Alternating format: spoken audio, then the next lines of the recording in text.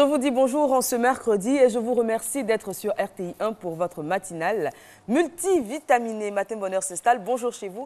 J'espère que vous avez passé une nuit agréable et que vous êtes disposés à faire des choses étonnantes en cette journée. Et oui, c'est le premier jour du reste de votre vie. Donc, on va mettre tous les efforts de côté, n'en ménager aucun pour faire des choses surprenantes et pourquoi pas prendre des risques aujourd'hui. Bonjour chez vous, bonjour Marco. Bonjour, des choses étonnantes, des choses surprenantes. Vous savez quoi en tête, vous, ce matin? Moi, j'ai à cœur aujourd'hui de vous surprendre. Et vous Ah bon? bien. Ouais. Ça a déjà commencé avec la tenue. J'aime bien la Oui, couleur, c'est mercredi. On retourne à l'école, à la maternelle. Et j'attends ma sucette, enfin, j'attends mon goûter. Alors, mesdames et messieurs, merci d'être en notre compagnie pour ce troisième rendez-vous de la semaine, ce qui est dit est dit. Bienvenue au sommaire de cette émission. On aura bien sûr tout ce qui rythme nos principaux rendez-vous. Et puis, on va parler Salon du Livre avec un représentant donc, de Fraternité Matin qui viendra nous parler un peu des articulations et la participation de ce journal au Salon du Livre. Sans oublier le dernier couloir de ce rendez-vous qui va prendre un peu le terme de la réconciliation.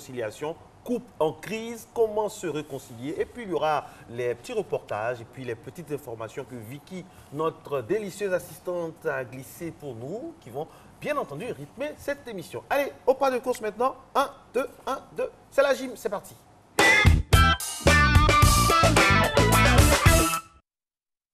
Salut à tous, je suis très heureux d'être en votre compagnie. Aujourd'hui encore, nous allons faire du cardio, mais on va beaucoup plus se concentrer sur nos jambes. Pour ce faire, je suis accompagné de Rosemary. J'espère que vous êtes prêts chez vous. Nous, ici, c'est le cas. Allez, on va démarrer sans plus tarder. Allez, on monte sur place.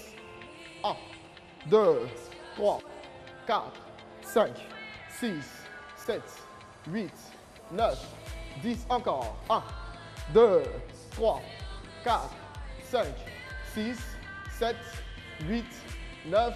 OK, step touch. 1, 2, 3, 4, 5, engagez les bras, 7, 8, 9, 10, encore, 1, 2, 3, 4, 5, 6, 7, 8, 9, OK, on va faire une flexion maintenant dans cet exercice, là, 1, 2, 3, super, 4, 5, 6, 7, 8, 9, 10, on avance, 1, 2, 3, 4, 5, on recule, 6, 7, 8, 9 et 10. Talons aux fesses. 1, 2, 3, 4, 5, 6, 7, 8, 9, 10. Encore. 1, 2, 3, 4, 5, 6, 7, 8, 9, 10. On va lancer la jambe tendue derrière. Là. 1, 2, 3, 4, 5, 6, 7, 8, 9, 10, 1, 2, 3, 4, courage, 5, allez, 6, 7, 8, 9, 10, on revient step touch, toujours, là. Allez, on souffle un peu, on respire. La main gauche va aller chercher le talon droit, là, OK. 3, 2, 1, go. 1, 2, 3, 4, 5, 6, 7, 8, 9, 10, on tourne à droite. 1, 2, 3, 4, 5, on revient. 6, 7, 8, 9, 10, à gauche. 1, 2, 3, 4, 5, on revient. 6, 7, 8, 9, OK, super. Allez, on revient là. On marche sur la pointe des pieds. On va donner des coups de pied. OK, des coups de genoux plus précisément. 3, 2, 1, go. 1, 2, en 4 temps. 3, 4, 5, 6, courage. 7, 8, levez bien la jambe. 9, 10, 1, 2, super. 3, 4, encore. 5, 6, 7, 8, on va rester sur une jambe tout à l'heure. 9 et 10. Allez, jambe droite. Go. 1, 2, 3, 4, 5, 6, 7, 8, 9, 10. Encore. 1, 2, courage. 3, 4, 5, 6, 7, 8, 9, 10. On change. 1, 2, 3, 4, 5. Courage. 6, 7, 8, 9, 10. Contractez bien votre sangle abdominale. Allez. 4, 5. On tend bien la jambe derrière. 7, 8, 9. Ok, on revient là. 1, 2, 3, 4, 5, 6, 7, 8, 9, 10. Encore. 1, 2, 3, 4, 5, 6, 7, 8, 9, 10. 1, 2, 3, 4, 5. Courage. 6, 7, 8, 9. Ok, on change. 1, 2, 3, 4, 5, 6, 7, 8, 9, 10. 1, 2, courage. 3, 4, 5, 6, 7, 8, 9. Ok, super. Allez, on revient là. On reste là sur la pointe des pieds. On écarte les jambes. Ok. On va faire des squats. Bas. Là. 1, 2, 3, 4, 5, 6, 7, 8, 9, 10. Encore. 1, 2, 3, 4, 5, 6, 7, 8, 9, 10. Plus haut. 1, 2, 3, 4, 5, 6, 7, 8, 9. Ok, super. Allez, on revient là. On relâche. Super. Bravo à vous. Merci de nous avoir suivis. Merci à Rosemary. Rendez-vous demain pour une autre session de gym. D'ici là, gardez la pêche. Allez, ciao. Rosemary. Oui, Rosemary, en tout cas, moi, je tiens à vous dire que vous avez de fervents admirateurs dans ce studio qui suivent avec attention les exercices que vous faites, peut-être même avec une plus grande attention qu'ils n'accordent au coach Fabrice, non? Absolument. Rosemary, elle est dévouée. Elle est dévouée. Et puis, franchement, elle se donne, quoi. Elle se donne corps et âme, vraiment à ses mouvements. Ces mouvements, c'est beau à voir, en tout cas. C'est harmonieux, c'est voluptueux. C'est bien. Oui, c'est ça. C'est bien ce à quoi je pensais. Bonjour chez vous, encore une fois, merci de nous rejoindre sur RTI 1. Si vous venez à peine d'arriver, il est 6 heures passées de 4 minutes et nous allons parler de famille aujourd'hui. Vous le savez, tous les mercredis, nous avons notre thématique famille avec le docteur Assonguessan.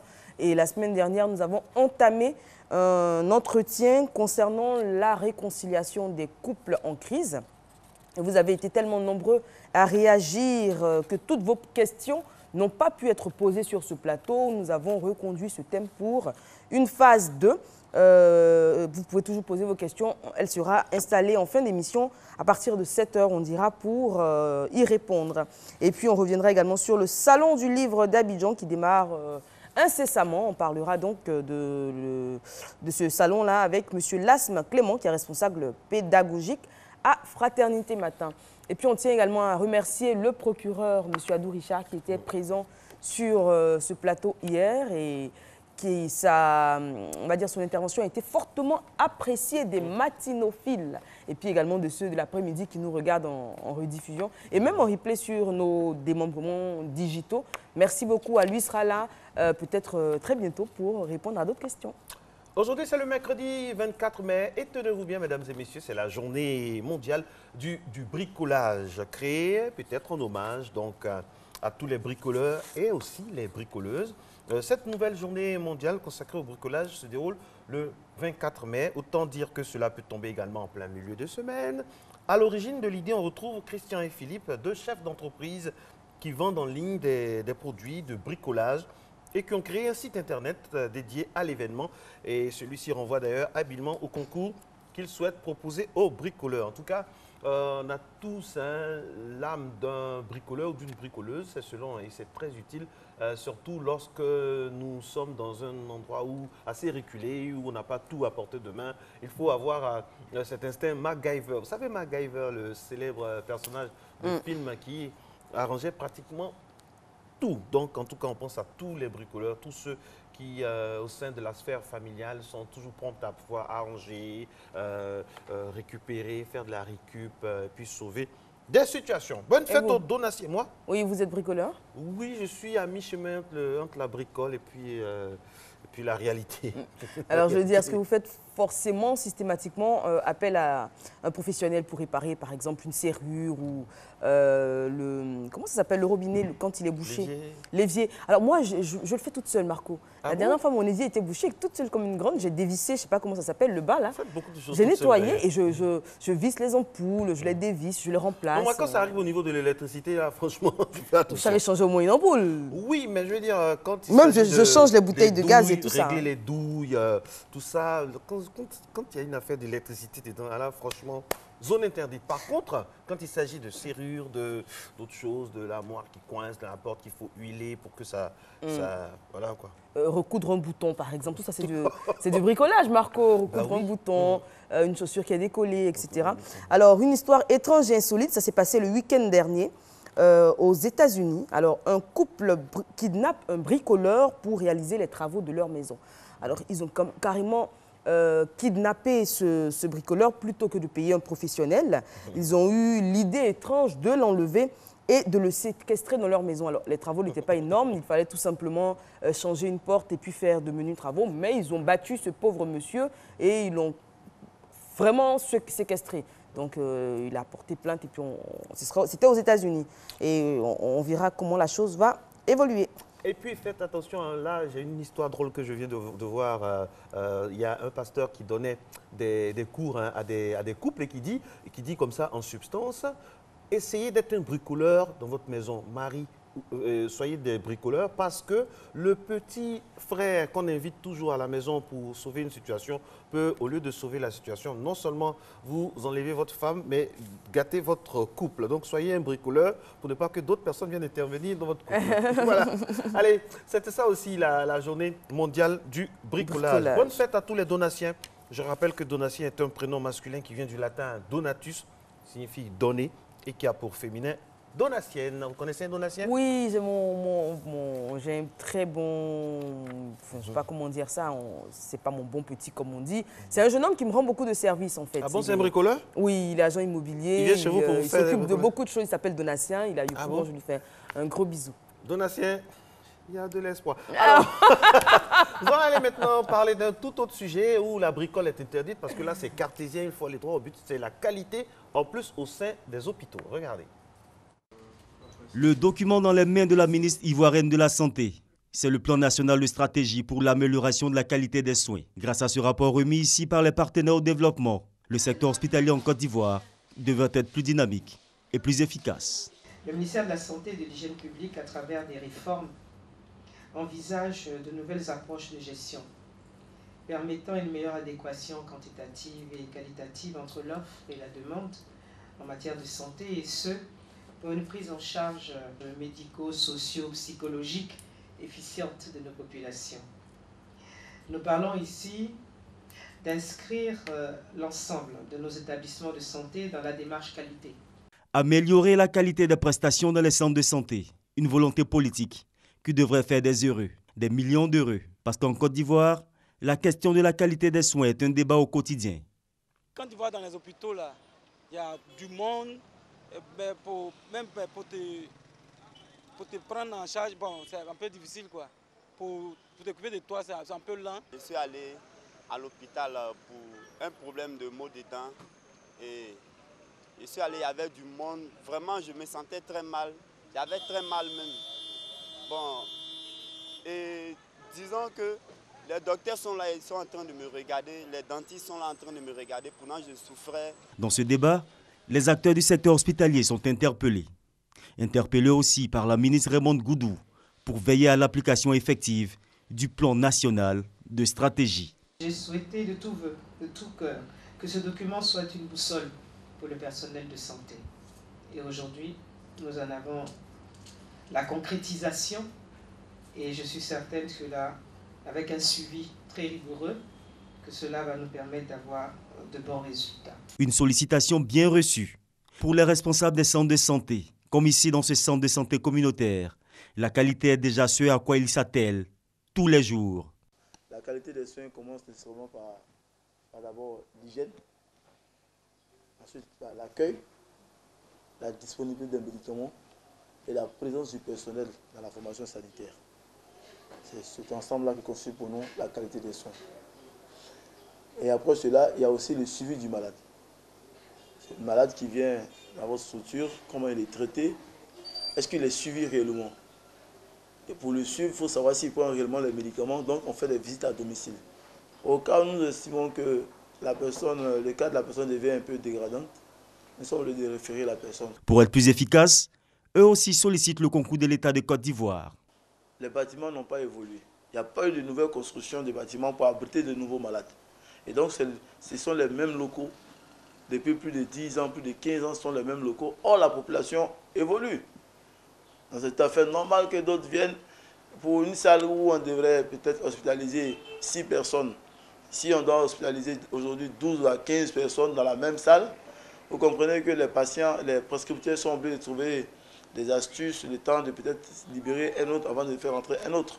Si l'État veut que la santé des populations soit prise en main totalement, il faut que l'État songe à redynamiser ces structures-là pour pouvoir décongestionner non seulement les CHU et les PMI. La volonté des acteurs du secteur de la santé en Côte d'Ivoire pour satisfaire les populations est une réalité, mais un constat. Les défis pour l'amélioration dans ce secteur sont énormes.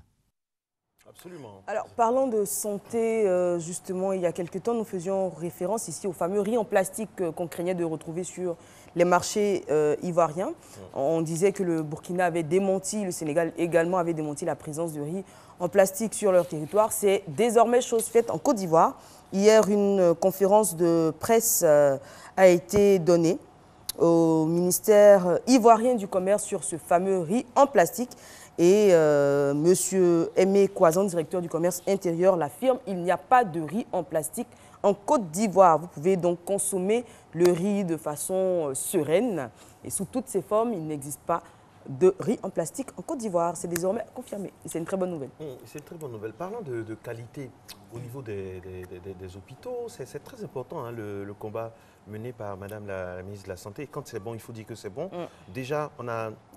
au niveau de la qualité, on voit que c'est un credo du ministère de la Santé. Madame Goudou a initié ce qu'on appelle le mentorat au niveau des sages-femmes. C'est en train de porter ses fruits petit à petit. Les sages-femmes à la retraite donc reviennent donner des conseils à leurs jeunes sœurs. Et ça, c'est très... On sent sur le terrain, hein, après des petites informations, des petits appels qu'on a, que les choses avancent. Et puis, la recherche qualité au niveau donc des hôpitaux, c'est très, très important. C'est vrai qu'on n'a pas beaucoup de moyens pour la prise en charge vraiment à 100% et de façon très efficiente, mais ça nous met sur le chemin de la qualité. Franchement, je voulais avoir un coup de cœur pour Madame la ministre et vraiment toute son équipe par rapport à tout ce qui est fait. C'est vrai, parce que la santé, c'est un pan très important de notre société. On prie tous pour ne jamais être malade, parce que tant que Dieu nous accorde la santé et la vie, on est capable de réussir tous nos projets, de les mener à terme. Donc franchement, une fois qu'on a un boubou, on aime bien être pris en charge et être rassuré sur notre état de santé. Marco, on va passer à l'humour. Qu'est-ce que vous en dites? Vous voulez sourire un peu? Enfin, moi, je vous proposais carrément de rire. Hein. De rire, hein, sourire, oui, il n'y a pas de souci. Bon, on commence par sourire et on rit après, en tout cas on l'espère.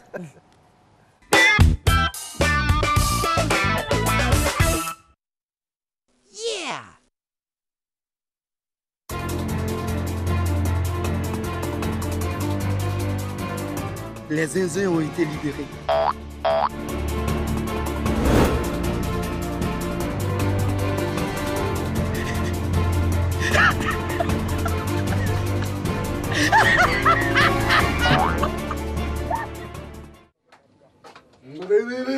Hey, Lucas. Comment tu vas? Ouais, moi ça va. Mais ça fait un bail là. Ah, tu vas, ouais. Ça va?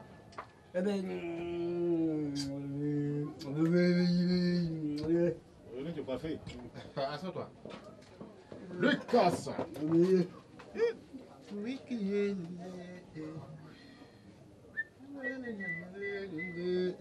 Hey, Lucas, la dernière fois, la fille là. Non, toi, tu es un homme dur. Finis avec ça. Les gens pensent, hey, te négligent. Mais moi, je sais de quoi toi tu es capable. Ouais.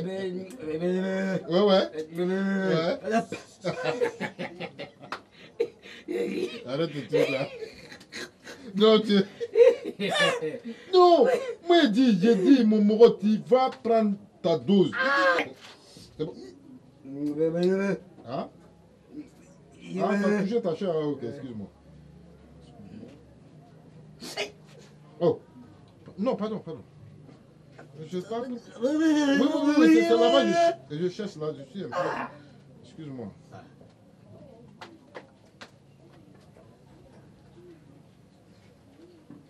Alors, ça va? Ça a touché en quoi? Oh, pardon. Voilà. Maintenant, c'est bon? Tu te sens bien? Tu dis la barbe, hein? Ah ouais. Ok. La barbe. Ouais. Ça, c'est bon. Soulève voilà, soulève le menton. Chop. Et voilà le travail. Tu sais, ici, les gens me respectent parce que... Non, c'est pour ajuster. Bon, soulève ton aisselle. Soulève. Soulève le bras, je vais essuyer l'aisselle. C'est pour dégager de l'espace, pour avoir de l'espace pour nettoyer ta barbe. C'est tout. Toi aussi, quand tu jettes, il faut te laver un peu. Mon ami, garçon là, c'est la propriété. Regarde tout, c'est jaune, ça sent.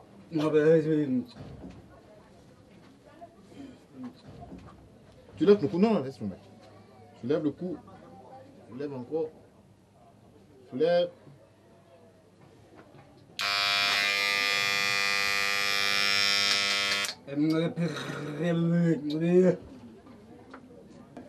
C'est... Bruit, ça va te faire pas.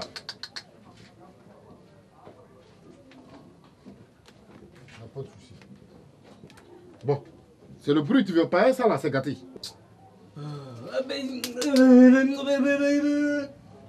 Enlève tes chaussures là, enlève. Enlève tes chaussures là.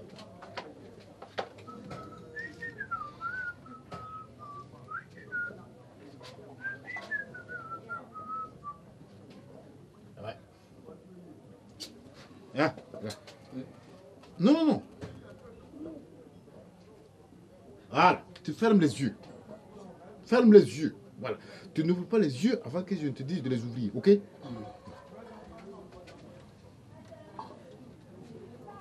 Oh! Les gens vous respectent, moi je respecte mon boulot. Moi je respecte mon boulot et j'ai tous les équipements qu'il faut pour mon travail. Ferme les yeux. Tu ne les ouvres pas avant que je ne te donne l'autorisation, hein?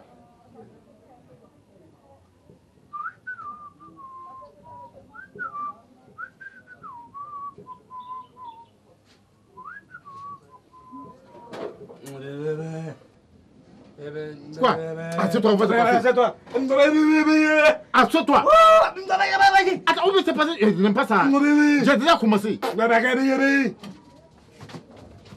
Il est où? Toi, tu es qui? Tu es quel genre de client? Tu crois que ces clients, je n'ai jamais reçu ici, imbécile? Ça, c'est des coiffeurs assez particuliers. Il est 6h20 partout en Côte d'Ivoire. La météo, 26 degrés partout sur les principales poches climatiques de notre pays. On aura donc une alternance de temps ensoleillé et de risque de pluie. Il faut faire attention, avoir toujours le parapluie dans un petit coin. Aujourd'hui, nous sommes bien sûr le mercredi 24 mai 2017. N'oubliez pas donc, Jean, de faire le récapitulatif de cette émission que nous aurons en fin de parcours, Madame Bernadette Nguessan, avec qui nous allons parler de l'acte 2.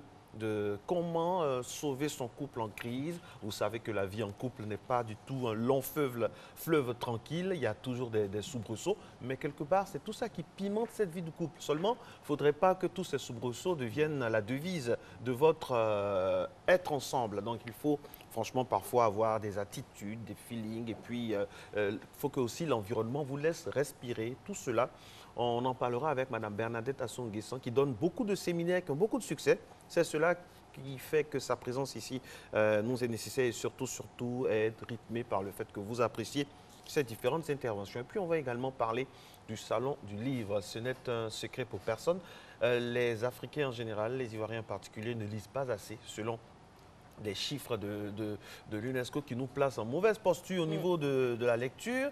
Il faut réparer cela, d'où l'importance du Salon du Livre. Et on en discutera avec un représentant de Fraternité Matin qui fait partie intégrante de ce salon. Eva, vous lisez, c'est quoi votre livre de chevet en ce moment? Alors, outre la Bible, il y a un excellent livre de Atita Ino qui s'appelle Le Grand Mascamonti, que je vous recommande. C'est une Ivoirienne.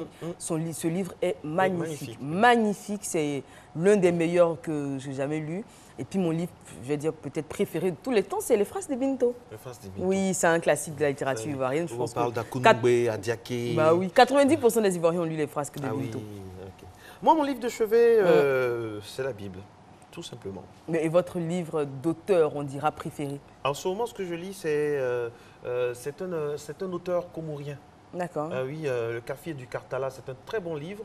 Très bon livre, ça parle un peu de la société comorienne, Moutsamoudou, tout ça. Je suis tombé là-dessus et par hasard, je suis tombé amoureux de ce livre. Et ça m'a fait avoir beaucoup d'auteurs comoriens que j'aime bien. Et je profite de l'occasion pour saluer une comorienne très amie de la Côte d'Ivoire, Saouda Saïdouma, qui est à Paris et donc qui vraiment nous a fait aimer donc cette communauté-là, qui est très très intéressante. Justement, pour parler du livre et de voyage, moi je me suis rendu compte que le livre était un véritable passeport. Un véritable passeport parce que le livre nous fait voyager partout. Je vais vous donner un exemple tout simple. J'étais en vacances à Paris, je prends un taxi. Et le taximètre est haïtien, donc il essaie de deviner ma nationalité, etc., ivoirienne. On parle un peu du pays, de la situation, etc., etc. Et je lui demande sa nationalité, et il me dit haïtien. Et donc je commence à parler d'Haïti, donc de certaines choses de leur histoire, des présidents Duvalier fils et père, des tontons Macoute, de pas mal de choses. Et il me demande, est-ce que vous êtes déjà venu en Haïti? Je lui dis non, je ne connais pas Haïti, je n'y ai jamais été. Et il me dit, mais vous connaissez tellement notre société, notre histoire politique, etc. Comment ça se fait? Et je me suis rendu compte que c'est un livre que j'ai lu, écrit par Roger Rioux, qui était un missionnaire et qui est parti donc, sur l'île de la Tortue en Haïti pour une mission humanitaire qui s'appelle Adieu la Tortue. Et le livre est tellement bien écrit, tout est tellement bien fait. Il me dit, mais madame, vous venez en Haïti, vous ne serez pas perdue parce que vous connaissez même les rues. Et je me suis rendu compte que voilà, pas besoin de voyager, pas besoin de visa ou de billet d'avion. Prenez un livre sur un pays, vous le lisez et vous avez l'impression d'y être. Et quand quelqu'un de cette communauté vous dit, mais vous connaissez parfaitement, ça fait plaisir, quoi. Absolument. Et c'est tout l'intérêt par rapport à mon livre de chevet. Je rappelle que c'est un livre d'un écrivain comorien qui s'appelle Mohamed Touahiri. Dans le livre, il nous parle un peu de la société comorienne, combien de fois les gens s'endettent pour se marier. D'accord. Les mariages traditionnels, l'irruption par exemple du fait que maintenant ils sont passés dans la nationalité française et comment, comment cette transition-là se passe et les gens qui s'endettent, le fait que le français, l'irruption, la venue du français qui bouscule les codes, tout ça, c'est très très intéressant. Vous ne serez pas étranger aux Comores? Ah oui, ensuite en fait c'était un cadeau donc de Saouda Saïdouma, voilà, avec qui on a fait des études ensemble et c'était son cadeau de départ. Elle m'a dit non, lis et depuis franchement je suis attaché. Et il y a de très très bons auteurs comoriens. C'est un endroit magnifique également à découvrir pour des vacances. Je rappelle le Kafir du Kartala. Le Kafir du Kartala. Le Kafir du Kartala. L'auteur c'est Mohamed Touahiri. Et donc, c'est sorti en 1992. Je pensais que c'était un livre récent. Avant votre naissance. Vous me vieillissez, Marco. Non, vous êtes éternellement jeune. On ne sait pas, on ne connaît jamais l'âge d'Iva Amani. Et non, il faut mieux pas le savoir. Avec son visage, son visage candide, tout ça, de pseudo-innocence. D'innocence, monsieur, d'innocence. Parce que, croyez-moi, il y a des révélations à faire à la fin de cette première saison de Matin Bonheur. Cherchez à me voir, mesdames et messieurs. J'ai tous les secrets sur cette Vous risquez d'être dessus. Il n'y a pas grand-chose à savoir. Je suis tellement sage, mais pas trop. Ok. Merci de nous, en tout cas de nous préciser ça. Dans quelques instants seulement, nous allons aller, mesdames et messieurs, au journal, la première édition avec, bien sûr, tout ce qui rythme les principales manchettes de l'information. Mais avant, au nom de toute la rédaction avec Eva, nous sommes de tout cœur avec toutes ces personnes qui souffrent des affres du terrorisme dans le monde, notamment du côté de Manchester, et aussi toutes ces personnes dans le monde entier qui tombent suite d'une violence gratuite. Merci d'être à Matin Bonheur. On se retrouve juste après.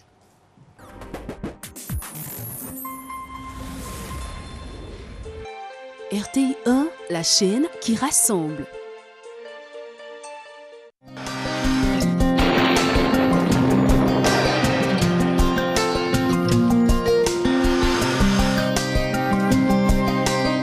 MTN, everywhere you go. Mesdames et messieurs, bonjour. Cette matinée, les régions du littoral connaîtront un temps nuageux à localement très nuageux avec des orages et des averses localisées. Ailleurs, le ciel sera généralement nuageux et progressivement ensoleillé.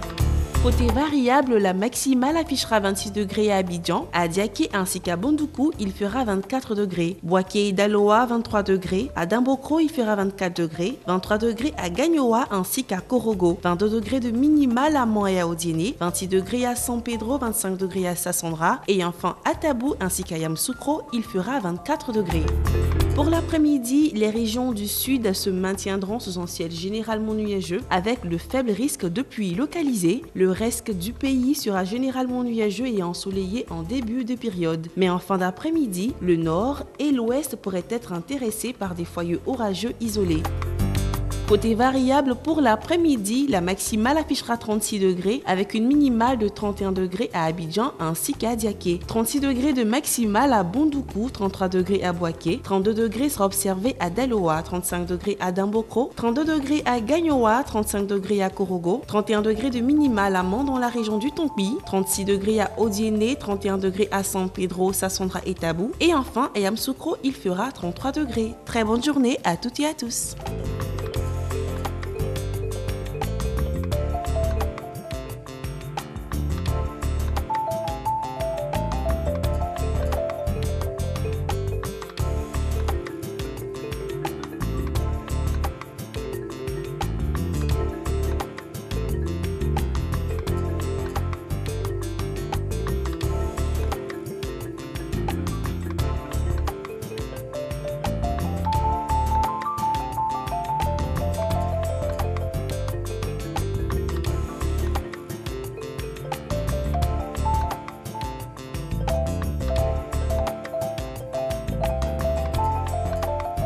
MTN, everywhere you go.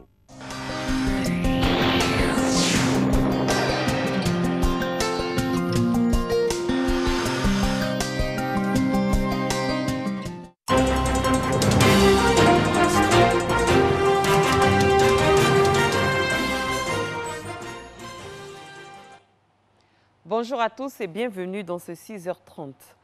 Une rumeur fait état de la présence et de la commercialisation de riz en plastique provenant de la Chine en Côte d'Ivoire. Cette rumeur a été démentie par le ministère du Commerce, de l'Artisanat et de la Promotion des PME au cours d'une conférence de presse. Selon le ministère, jusque-là, aucun riz de cette nature n'est encore entré dans le pays, encore moins n'a jamais été commercialisé en Côte d'Ivoire. Il appelle donc la population à la sérénité et à rester vigilant. Sita Soro. Depuis quelques semaines, une rumeur fait état de l'existence d'un riz en plastique provenant de l'Asie, plus précisément de la Chine. Cette imitation de riz serait fabriquée avec des patates douces, des pommes de terre et une résine synthétique, donc du plastique. Lorsque les ingrédients sont mélangés, ils forment des grains qui ressemblent au riz. Les réseaux sociaux en parlent avec des images montrant dans une usine le processus de fabrication de ce riz et même des traces d'une éventuelle présence en Côte d'Ivoire.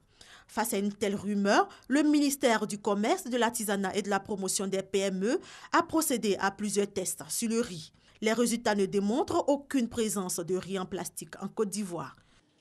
Des prélèvements ont été effectués et l'ensemble de ces actions ont permis, je dirais, de faire un important nombre de prélèvements sur l'ensemble du territoire national. Et à ce jour, je tiens à vous l'annoncer de manière officielle qu'aucune de ces allégations de riz en plastique n'a été découverte sur le territoire national en Côte d'Ivoire et sur le marché du riz en Côte d'Ivoire.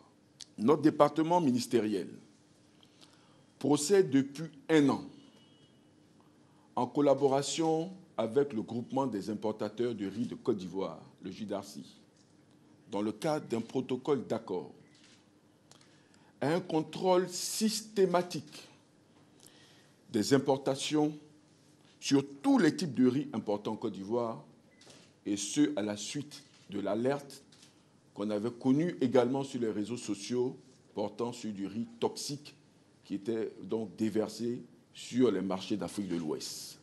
Un soulagement pour les consommateurs qui affichent leur satisfaction après ces résultats. Vraiment, nous avons assisté à toutes les étapes en tant que responsables des consommateurs. Et nous avons été convaincus qu'il n'y a pas de riz qui contient des plastiques sur le marché en Côte d'Ivoire. C'est un soulagement et je rassure à mon tour l'ensemble des consommateurs, en même temps d'être vigilants, mais de consommer ces riz, ça ne contient pas de plastique. Selon la direction de la métrologie, du contrôle de la qualité et de la répression des fraudes, pour reconnaître un tel riz, il est suggéré, entre autres, d'immerger les grains dans un bol d'eau. Si ces derniers flottent, il s'agit d'un faux riz.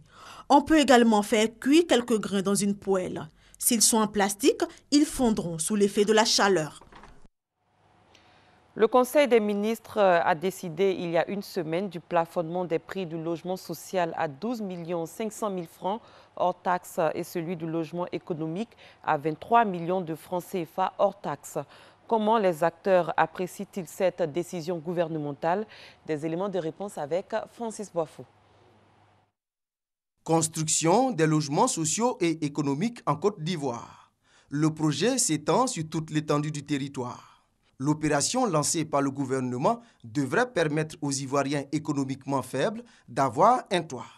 Sur le terrain, le prix unitaire des maisons pose problème. Je suis allé sous la de Bassam, sous la de Alépé, sous la de Dabou, mais les prix sont trop. Ils parlent dans les 13 à 14, 15, 16 millions, alors que normalement ça doit être peut-être 10 à 12 millions, ça peut aller peut-être. L'État décide de réglementer le prix en tenant compte des attentes des candidats au logement et des besoins des promoteurs immobiliers. Ce décret fixe le prix maximum de vente des logements à caractère économique à 23 millions de francs CFA, hors taxes, et celui des logements à caractère social à 12 500 000 francs CFA, hors taxes. C'est des seuils qui sont fixés, en dessous desquels, évidemment, les constructeurs ou les promoteurs peuvent bénéficier de facilités fiscales. C'est un début de solution à l'accessibilité du logement social. Je salue très bien la mesure et j'ai pris que le gouvernement suive ça à la lettre. La Chambre nationale des promoteurs immobiliers agréés de Côte d'Ivoire apprécie la décision du plafonnement du prix unitaire du logement social à 12 500 000 francs CFA et à 23 millions pour le logement économique.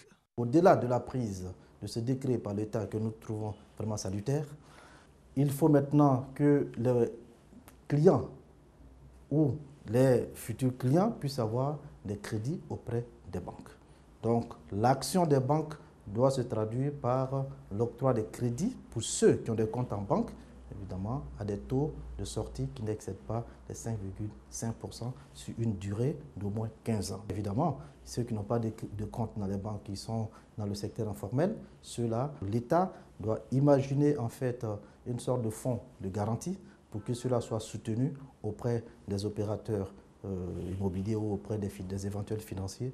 La deuxième phase maintenant, c'est de permettre à ce que l'offre et la demande se suivent en permettant la production massive de logements, en permettant aux promoteurs constructeurs d'industrialiser la chaîne de production tout en incitant les investisseurs à venir investir avec les promoteurs locaux pour que nous puissions satisfaire la demande. Des suggestions qui pourraient aider à combler le déficit de logement en Côte d'Ivoire. Il est de 50 000 maisons par an. En santé, la fistule obstétricale est une maladie invalidante qui se manifeste par des fuites incontrôlées de sel et d'urine liées à plusieurs causes. Au moins 2 millions de femmes souffrent de ce mal en Afrique subsaharienne, un mal qui peut guérir par une intervention chirurgicale. Le témoignage de certaines femmes dans ce reportage. Même simple boisson, même si on dit que boisson, il goûte. Je sais que tu bois, ça me crée des problèmes. La vie de Sarah a littéralement changé. Aujourd'hui, c'est une femme normale qui ne se sent plus honteuse dans la communauté. Un bonheur pour elle, grâce au projet Fistule, financé par la coopération internationale coréenne KOICA. C'est un projet mis en œuvre par le ministère de la Santé et l'UNFPA. Et comme Sarah, Juliette aussi a été guérie. Je me sens bien maintenant. Et ton promesse? Tout ça va bien. Au moins 2 millions de femmes en Afrique subsaharienne souffrent de fistules. Et dans le monde, on enregistre 100 000 nouveaux cas chaque année. La fistule obstétricale, une maladie aux causes multiples. La fistule obstétricale, c'est une conséquence d'un accouchement mal géré. Et cette femme va souffrir comme ça pendant plus de 24 heures. L'enfant est mort. Le fait que la tête de l'enfant comprime si longtemps la vessie, la partie comprimée meurt et vous voyez à la fin un trou. Du coup, les urines qui étaient censées être dans la vessie s'écoulent de façon involontaire. La fistule se guérit après une intervention chirurgicale. La célébration ce 23 mai de la journée internationale de lutte contre cette maladie suscite l'espoir chez les femmes porteuses de fistules et le rétablissement de leur dignité. Parlons nouvelles technologies. 2 ans après le lancement du chantier de la maturité numérique en Côte d'Ivoire, l'ANSUD et les ministères de la Communication ont présenté le bilan pour apprécier les acquis et maintenir cette dynamique auprès de toute l'administration. Plus de 300 services visés d'ici à 2020. Patricia Omouetia. Objectif 2020, plus de 300 services visés. Parfait outil d'amélioration de la gouvernance, la maturité numérique s'impose aux populations. Désormais, plus de perte de temps et d'énergie dans les administrations pour établir un acte administratif. Lorsque vous avez besoin de faire une demande pour une pièce d'identité, la CNI ou pour un passeport et autres, vous devez vous rendre dans un bureau. Aujourd'hui, c'est de faire en sorte que cette démarche-là, vous puissiez la faire à travers votre téléphone mobile ou un ordinateur simplement. Le projet e-Gouv a été lancé pour accélérer le développement. 2 ans après, quelques administrations, notamment l'éducation, la santé, l'emploi et le tourisme, sont touchés. L'objectif, c'est de dématérialiser la totalité de la relation entre l'administration et le citoyen. Nous en sommes capables, puisque l'inventaire a été fait de tous ces services. Je crois savoir qu'il y en a à peu près 300. À la fin de cette année, si le calcul a été bien fait, nous devrions être à 145. Poursuivre donc la marche vers l'utilisation le moins possible du papier. Le projet avance, mais beaucoup reste à faire. La Côte d'Ivoire a fait un grand effort, mais il y a toujours des lacunes qui existent. Et une des lacunes, c'est le contenu des sites web. Je pense qu'on a besoin de plus d'informations, plus de services en ligne. Le coût d'accès est un peu élevé. Et si ça présente une barrière pour l'accès au net, ça va aussi créer des problèmes. La finalité de tout cela, c'est que le citoyen ait accès à l'information. Si nous n'arrivons pas à y mettre des contenus qui répondent aux besoins des citoyens, nous n'aurons pas véritablement atteint nos objectifs. Les différents acteurs perçoivent le potentiel du numérique comme facteur de développement des entreprises. Les secteurs des télécommunications et informatiques sont clairement en avance. L'objectif majeur est de toucher plus de 300 entreprises d'ici 2020. Je vous donne à présent lecture de ce communiqué.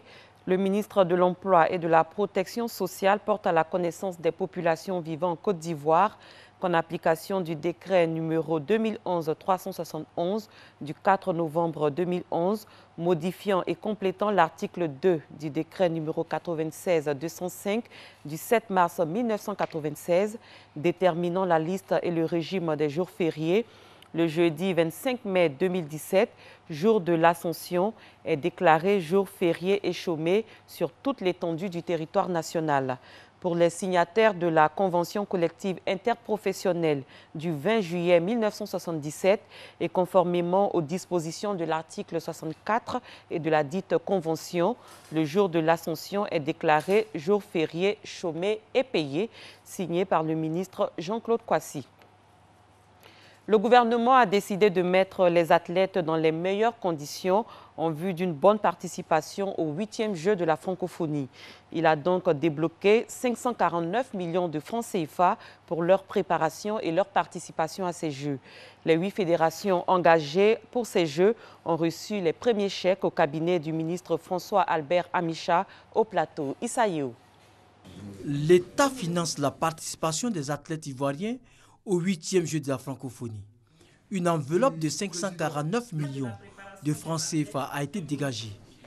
8 fédérations sportives engagées à ces Jeux ont reçu les premiers chèques des mains du ministre des Sports et Loisirs. Cette enveloppe servira à la préparation et à la participation des athlètes ivoiriens à ce rendez-vous culturel et sportif du monde francophone. On va à ces Jeux, en tout cas pour ce qui nous concerne, pour compétir, glaner des médailles et avoir des lauriers. Et je reste convaincu que c'est sur les résultats sportifs que les Ivoiriens jugeront la réussite de ces Jeux. Les bénéficiaires, par la voix de leur porte-parole, Ango Isaac, président de la Fédération ivoirienne de judo, saluent le geste du gouvernement. Nous venons de recevoir les sommes importantes pour préparer ces Jeux-là. Je voudrais prendre l'engagement au nom de toutes les fédérations, les 8 fédérations sportives qui vont participer à ces Jeux-là, l'engagement de faire en sorte que la Côte d'Ivoire, au sortir de ces Jeux de la francophonie, puisse avoir la tête haute, être des dignes représentants de l'État de Côte d'Ivoire pour que le peuple ivoirien ne dise pas qu'on a encore jeté de l'argent par la fenêtre.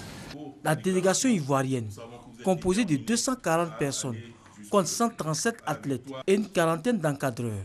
La préparation des athlètes va se faire en 2 phases. La première, dite préparation externe, a lieu du 15 mai au 2 juillet et la deuxième, interne, se fera du 3 au 18 juillet prochain.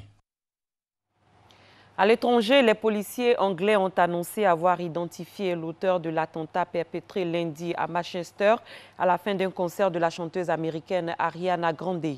Il s'agit d'un homme de 22 ans nommé Salman Abedi. L'organisation État islamique a revendiqué l'attentat via son agence Amaq. Le dernier bilan est de 22 morts et de 59 blessés. La police britannique retient la piste de l'attentat suicide. La campagne électorale pour les élections législatives a été suspendue. Le président américain Donald Trump est arrivé hier soir à Rome, première étape de sa visite européenne depuis son arrivée à la tête des États-Unis. Il rencontre aujourd'hui le pape François au Vatican. C'est la fin de ce 6h30. Merci de l'avoir suivi. Très bon début de journée à tous et à toutes. Merci Maï Sako. Vous vous retrouvez demain? Ça va, merci. Oui, demain on se retrouve. Pas de férié pour vous non plus, hein? Oui, pas de férié. Alors, soit étant passant, c'est quoi votre livre de chevet? Parce qu'Eva nous a dit que c'est la Bible avec les phrases des bento. Moi, j'ai dit que c'est la Bible également avec, bien sûr, le livre... Le Kafir de Kartala. De Mohamed Touahiri. Et vous, ça va être le Coran et la Bible. Elle est trop facile celle-là. Demain, on aura une question plus compliquée pour vous. D'accord. Allez, bonne Excellente journée. Merci à vous également. Voilà, vous le savez, demain c'est férié. Hein, au passage, elle nous l'a annoncé, ou du moins nous l'a confirmé. Pas de férié pour nous. Heureusement, nous serons là, en votre compagnie. Donc, vous êtes sûr que c'est ce que vous voulez dire? Vous m'aurez compris. Donc, on espère que vous allez quand même vous lever tôt demain pour suivre Matin Bonheur. Je pense qu'on aura plus de téléspectateurs à partir de 14h30 pour la rediff. Mais bon, on sera toujours là pour les matinophiles les plus lève-tôt, on dira. Vous avez faim? Oui, Marco, j'allais vous demander, est-ce que vous aimez le poisson fumé? Oh, le poisson fumé, c'est le poisson fumé enroulé, là. Oui, comment il s'appelle déjà? Je ne sais pas. Qu'on mange avec l'attiqué avec un piment pilé. Le piment, non, pilé ou découpé, simplement, voilà. Avec un peu de sel jeté sur le côté. En cornet, au cornet de l'assiette, avec, franchement, oulala, excusez-moi. Vous êtes un connaisseur. Je me suis oublié. Vous êtes un connaisseur. Alors, je vous emmène donc en pleine ville, c'est ici à Abidjan, des fumoirs de poissons, pas comme les autres, on regarde. Un fumoir à poissons en pleine ville. Nous sommes au quartier Aoussabougou, dans la commune d'Adjamé. Ici, les habitants sont inondés de fumée chaque jour, un environnement qui affecte leur santé. On est malade même. On ne fume pas, mais quand on va à l'hôpital, nous on fume. La femme qui sont à l'hôpital, on dit que, ouais, que ces femmes-là, elles fumaient. Elles ne fumaient pas. On dit non, mais vous fumez, madame. On dit non. Elle dit j'habite dans un quartier où je ne peux pas respirer. Vous voyez dans les conditions où on vit ici, nos enfants, nos femmes, nous-mêmes. Plus de 1 million à 2 millions d'habitants. Mais aujourd'hui, il y a le calvaire qu'on vit aujourd'hui. Nous-mêmes, dans nos propres pays. Il y a plus de 3 écoles primaires au quartier. Il y a plein d'enfants qui vont à l'école. Nous sommes déjà grands, mais et nos enfants? Ça rend malade même. Souvent, quand tu supportes ça jusqu'à la nuit, tu n'arrives pas à bien dormir. Quand tu portes ta bille, quand tu te parfumes et puis tu veux passer là, c'est la fumée qui t'accompagne. C'est pas l'odeur de parfum encore. Des fois, quand je passe, quand j'arrive en classe, on me demande non, si maman vend des poissons fumés. Je dis non. Puisqu'il y a des gens qui fument poisson dans nos quartiers. Donc, quand on passe dans la journée, il y a des fumées qui nous fatiguent. Ça. Et des fois, même l'ensemble, le plan, on dit non, on est malade, puisqu'on dit non, on fume. Oh, pourtant, c'est pas ça. C'est la fumée qui nous fatigue. Ça fatigue les yeux. Puis, ils jettent les ordures un peu partout. Donc, ça crée une insalubrité. Mon souhait, c'est qu'on puisse trouver un endroit où il n'y a pas d'habitation. Pour Abbas Zerbé, cette activité est la seule qui leur permet de joindre les deux bouts. Ici, là, lorsqu'on est venu ici, là, depuis 1987, là, il n'y a personne ici. Sinon, c'est à cause de nous, ils sont venus construire ici. À mon avis, là, si la fumée là, me gêne, je peux partir, prendre une maison, louer quelque part, ou bien nos frères là, ils vont fumer de 6 h du matin là, à 15 h. S'ils mettent herbe là, fumer là, ça dégage trop. Ils n'ont qu'à arrêter herbe là. Ils n'ont pas mis bois seulement. Depuis que je travaille là, en tout cas dans 15 ans là, il n'y a rien. Et puis il y a les VV qui est trouvé. Plus de 40 ans, ils sont dedans. Il n'a pas vu qu'un jour qu'ils ont dit qu'ils ont tombé malade, c'est fumé. Il n'a pas entendu ça. Puis c'est un travail que nous on rêvait à 3 h du matin, ramasser poisson. J'avais fini de te laver au parti au marché. Selon certains habitants, des mesures consensuelles sont prises pour la réduction de la fumée, mais elles restent encore inapplicables. C'est toxique. Il y a un ami qui a perdu près de 2 enfants dans cette affaire. Parce que quand les enfants sont contaminés par la fumée, ça ne nous arrange pas. On n'a pas de possibilité. On nous a dit qu'on a créé des fumées, des fumoirs modernes là, pour eux. Jusqu'à présent, c'est resté dans le vent. Hein? Les enfants sont malades. Tout le monde pour monter sur le soir, c'est problème. Le journal a demandé même, sur des fêtes comme ça, là, pardonnez, diminuer la fumée. Bon, le problème est qu'il y a 2 blocs. Si les autorités compétentes pouvaient venir nous aider pour trouver une solution à cela, vraiment, ça sera salutaire. Les gens du quartier se plaignent, ils font palabre, mais après, ils reviennent encore, ils deviennent beaucoup encore qu'avant même. Ceux qui fument poisson là, c'est de les chasser pour aller ailleurs. Ici, là, on ne veut plus d'eux. S'ils peuvent partir fumer ailleurs, on brousse un peu pour venir nous vendre, ça peut nous arranger. Mais au quartier, ça ne nous arrange pas. En attendant qu'une solution soit trouvée au problème, les habitants du quartier Aoussabougou devront vivre encore longtemps dans cet environnement malsain.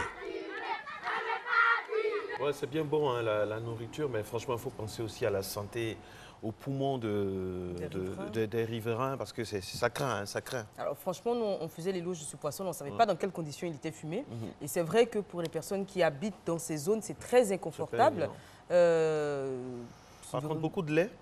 Beaucoup de lait. Ça nettoie les poumons. Ça nettoie les poumons. Il paraît, déjà, je ne sais pas si c'est éprouvé. Déjà ça, et puis il faut faire en sorte que ce soit un peu plus moderne, hein, parce que là ça ne va pas. Là, ça va pas. Et puis au niveau des habitations, exactement. Au niveau de Lagos, j'ai vu un super reportage sur une chaîne internationale au niveau de Lagos où ils ont le même souci, comment caser. Ce n'est pas évident, hein, c'est pas facile, parce qu'il y en a qui disent que ça donne de l'argent aux femmes, elles se débrouillent, donc il ne faut pas leur mettre de bâton dans les roues. Mais d'un autre côté aussi, il y a la santé et la santé avant tout. Donc, il faut trouver un juste milieu, des choses assez modernes hein, pour que personne ne soit victime de cela. Asthme, avec tout son corollaire, sans oublier les maladies respiratoires qui déjà même créent d'énormes problèmes aux populations africaines. Ouais, et puis, on va interpeller, pourquoi pas, nos chercheurs ivoiriens.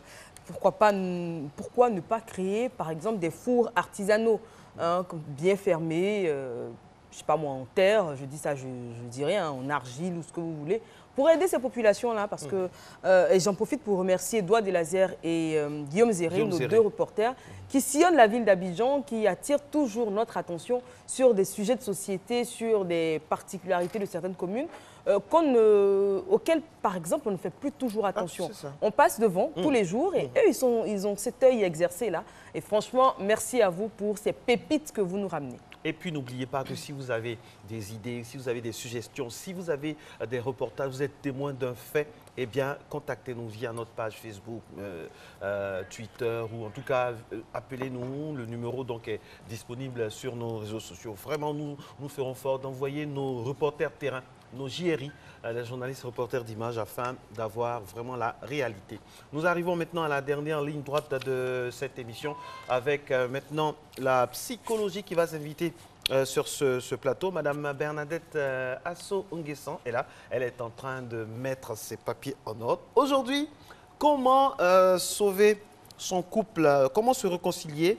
Acte 2. On va vraiment s'étendre là-dessus parce qu'on a assez de temps. Aujourd'hui, elle est très chanceuse, Madame Asso-Nguessan. Elle va nous parler dans quelques instants, mais juste après cet élément récapitulatif qui nous parle bien sûr du couple, on ne le dira jamais assez, socle de la société. C'est parti.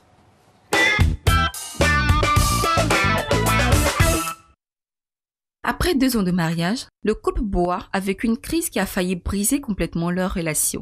Les disputes, les incompréhensions et le manque de communication ont poussé monsieur à se réfugier dans les bras d'une autre femme. Et lorsque madame découvre cela, c'est la séparation. Il y a eu quelques petits problèmes. Au début, il y avait le problème de compréhension. On ne communiquait pas aussi beaucoup. Et puis bon, à chaque fois, c'était les disputes. Mais moi, quand ça commençait, je sortais. Je sortais pour ne pas envenimer la situation. Alors je sortais, c'est dans ça que bon, j'ai rencontré quelqu'un qui me comprenait, qui m'écoutait, qui me donnait des conseils, ce que je n'avais pas à la maison. Et puis, comme ça, une amitié. Et puis, en plus, l'amitié est allée un peu plus loin. Et puis, bon, ce qui ne devrait pas arriver est arrivé. Apprendre cela, ça a été un choc pas possible pour moi. C'était un choc pas possible. Et donc, on s'est séparés. On a fait un bon moment séparés. Avec du recul et l'intervention des parents, le couple Bois décide de se pardonner et de tout reprendre sur la base de leur amour. Mine de rien, ça a été mon premier homme. On a vu les parents, on a essayé d'en parler, de régler la situation. Et lui a reconnu sa faute. Il a reconnu la faute, il s'est excusé.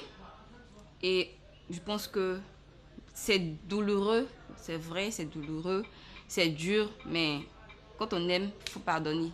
Au-delà de tout ce qui s'est passé, ma femme, je l'aime beaucoup, je l'aime énormément. Donc c'est ce qui m'a fait revenir. En amour, c'est comme ça, il peut y avoir des hauts et des bas. Mais quand l'amour est là, quand l'amour dépasse tout ce que vous avez vécu, c'est comme ça, on revient toujours à de meilleurs sentiments et ça a été le cas pour nous. Et je pense que cette séparation n'aura plus lieu.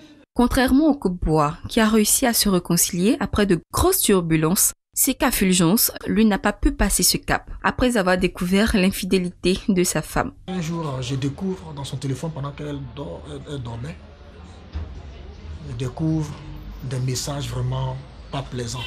Elle n'était pas à moi, elle n'était pas pour moi, il ne fallait pas forcer les choses. C'est comme ça qu'est venue la séparation. Mais quelque temps après, Madame Seka regrette et veut revenir auprès de son mari. Mais pour ce dernier, pardonner serait impossible. Elle veut prendre des rendez-vous avec moi. Je n'ai jamais accepté. Et jusqu'ici, ça ne passe pas. Parce que je me dis que ce qu'on devait faire ensemble, on l'a fait. Si ça devait réussir, ça allait réussir. Elle n'est pas à moi, elle n'est pas à moi. Bien que l'amour soit le fondement de la relation, les éducations, les comportements et les visions de chaque conjoint diffèrent très souvent, ce qui ne facilite toujours pas les réconciliations. Néanmoins, l'amour n'est-il pas pour le meilleur et le pire? L'amour n'est-il pas... Il va se moquer. Il va vous moquer. Non, non, non, du tout. Je ne me permettrai pas. Non, mais on avait commencé avec le docteur. Bonjour, docteur. Bonjour. On avait la conversation sur ce plateau. On se posait la question. Pardon. On se posait la question de savoir pourquoi est-ce que les hommes supportaient aussi mal les fidélités féminines, alors que... Non, c'est pas de ça, vous vous moquez. Docteur, on va récapituler ce qu'on a dit la semaine dernière. Bon, en termes de récapitulatif, je pourrais juste dire que nous avons essayé de définir la crise, puisqu'il s'agissait de crise dans le couple. Et nous avons commencé une ébauche de quelques pistes pour la réconciliation. Il y a eu quelques témoignages dans le reportage, les deux exemples que nous avons vus, là, celui qui a fini par trouver donc, les moyens pour se réconcilier. Et puis, c'est qui a provoqué le fou rire ici, de celui qui ne peut pas accepter encore que sa femme lui a été infidèle.